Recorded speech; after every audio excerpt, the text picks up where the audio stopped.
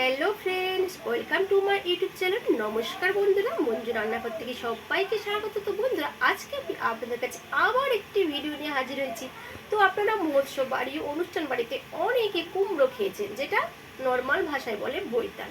তো বন্ধুরা, সেই কুমড়োর আমি আজকে ছক্কা বানিয়ে আপনাদেরকে দেখাবো। আপনারা মৎস্য বাড়িতে যেভাবে স্বাদ পান, সেইভাবে একই স্বাদ বাড়িতে বসে আপনারা খেতে পারবেন। তো বন্ধুরা, আমার পুরো ভিডিওটি দেখুন, মাঝখানে স্কিপ করবেন না। আমার পুরো ভিডিওটি দেখার জন্য আপনাদের কাছে অনুরোধ রইল। আমার চ্যানেলে নতুন শ্রোতা হলে চ্যানেলটি সাবস্ক্রাইব করার অনুরোধ রইল। লাইক, কমেন্ট, শেয়ার করতে বন্ধুরা ভুলবেন না। আমার আপনাদের একটি লাইক, একটি সাবস্ক্রাইব আমার কাছে অনেক অনেক মূল্যবান। আমার মনে নতুন নতুন ভিডিও করার উৎসাহ জাগিয়ে দেবে। তো বন্ধুরা, আর বেশি কথা না বাড়িয়ে আমি কি কি উপকরণ দিয়ে ভিডিওটি রেসিপিটি তৈরি করছি সেটা আপনারা দেখুন। চলুন শুরু করা যাক। বন্ধুরা, কুমড়ো ছক্কার জন্য প্রথমে কড়াইটা আমি বসিয়ে দিয়েছি খানিকটা সর্ষের তেল, কারণ এই রান্নাটা কিন্তু সর্ষের তেলে করবেন, তো স্বাদটা কিন্তু খুব অসাধারণ লাগবে।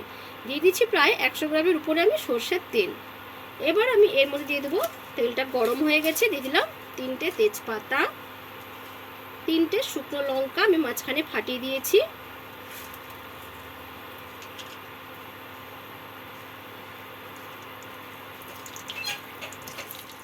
এবার দিয়ে দিলাম 1/2 চামচ 5 ফোড়ন, আর দিয়ে দিচ্ছি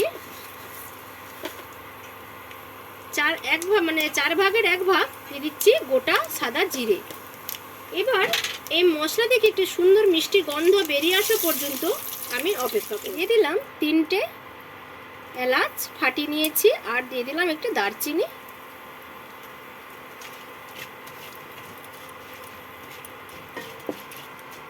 মশলাগুলো দেখুন, ফোড়নগুলো থেকে সুন্দর একটি মিষ্টি গন্ধ বেরিয়ে গেছে। এবার আমি দিয়ে দেবো গ্রেট করে রাখা খানিকটা আদা।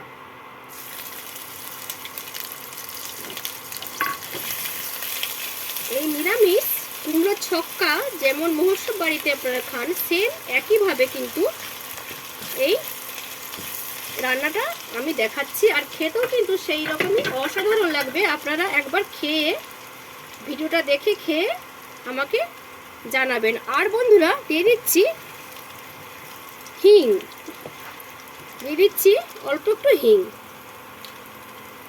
হিংটা একটু পেকে যাক। দিয়ে দিলাম খানিকটা হলুদ,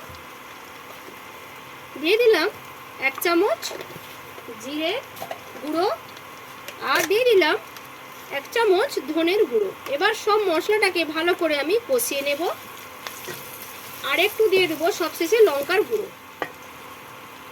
ঝালটা বন্ধুরা আপনাদের কিন্তু স্বাদ অনুযায়ী আপনারা দেবেন, জিনিসের পরিমাণ হিসাবে আপনারা দেবেন। এবার এই মশলাটা একটু ভালো করে কষিয়ে নিয়ে তারপর আমি আপনাদেরকে দেখাচ্ছি। হয়ে গেছে, বেরোচ্ছে সুন্দর একটা মিষ্টি গন্ধ। এবার দিয়ে দিলাম 3টে চেরা কাঁচা লঙ্কা, আর একটা সাইজ মতো বড় টমেটো। এবার এর সঙ্গে আমি দিয়ে দেবো লবণ, তাহলে টমেটোটা তাড়াতাড়ি গলে যাবে। আমি দিয়েছি লবণ, ছোট 2 চামচে দিয়েছি লবণ, ওটা বড় চামচের 1 চামচ হয়ে যাবে। মশলা থেকে তেল ছেড়ে দিয়েছে। এবার আমি দিয়ে দিচ্ছি কেটে রাখা কুমড়ো। দেখুন, এভাবে পিস পিস করে আমি কুমড়োগুলো কেটে নিয়েছি। কুমড়ো কাটা আপনাদেরকে আমি দেখাইনি, কুমড়োটা কাটতে আপনারা সবাই জানেন।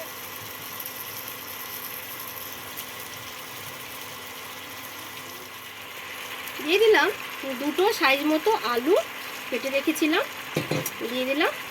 এবার এর সঙ্গে আমি দিয়ে দিচ্ছি কিছু কাঁচা ছোলা, আমি ভিজে রেখেছিলাম, ছোলাগুলো দিয়ে দিলাম।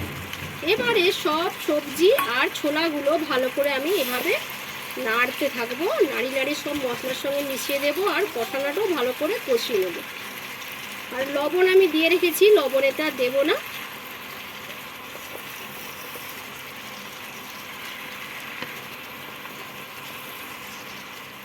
দেখুন, সব মশলা কুমড়ো আলুর সঙ্গে আমি মিশিয়ে নিয়েছি। এবার ঢাকা দিয়ে দিচ্ছি সবজিগুলো সেদ্ধ হয়ে যাওয়ার জন্য। বন্ধুরা, ঢাকনাটা খুলে একবার দেখে নিই। তো মাঝখানে কিন্তু আমি 2বার মতো ঢাকনা খুলে আমি নাড়িয়ে দিয়েছিলাম, আবারও একবার আমি ঢাকনাটা খুলে আপনাদেরকে দেখিয়ে দিচ্ছি। দেখুন, কুমড়ো আর আলু কিন্তু অনেকটা সেদ্ধ হতে যাচ্ছে। আমি কিন্তু এতে একটু এখনও জল দিইনি। গ্যাসের মানে ইন্ডাকশানের বাতিটাকে আমি ছোট করে দিয়েছি, দিয়ে আস্তে আস্তে করে আমি এগুলোকে সেদ্ধ করে নিচ্ছি। এবার আমি আরও একটু সময় ঢাকা দিয়ে রাখবো। বন্ধুরা ঢাকনাটা এবার খুলে দেখি।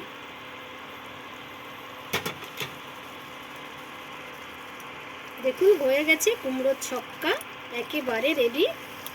আমি কিন্তু একটুও জল দিইনি, কুমড়োর জলেই কিন্তু রান্নাটা হয়ে গেছে। এবার আমি এর মধ্যে দিয়ে দিচ্ছি অল্প একটু চিনি, যেহেতু নিরামিষ রান্না বা কুমড়ো, অল্প একটু আমি চিনি দিলাম। অলরেডি কিন্তু কুমড়োটা আমার মিষ্টি ছিল, তার জন্য আমি চিনিটাকে একটু কমই দিলাম।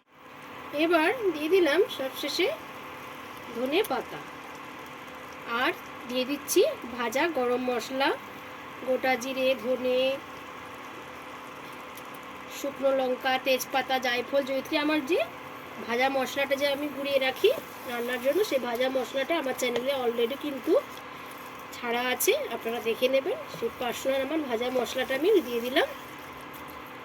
সবশেষে দিয়ে দিলাম কাসুরি মেথি। দেখুন বন্ধুরা, মেথিটা হাতে নিয়ে নিচ্ছি পাতাগুলো। এবার আমি হাতে তালুতে রেখে একটু ঘষে দিলাম। ঘষে এবার আমি এই কুমড়োর ছক্কাতে আমি দিয়ে দিলাম।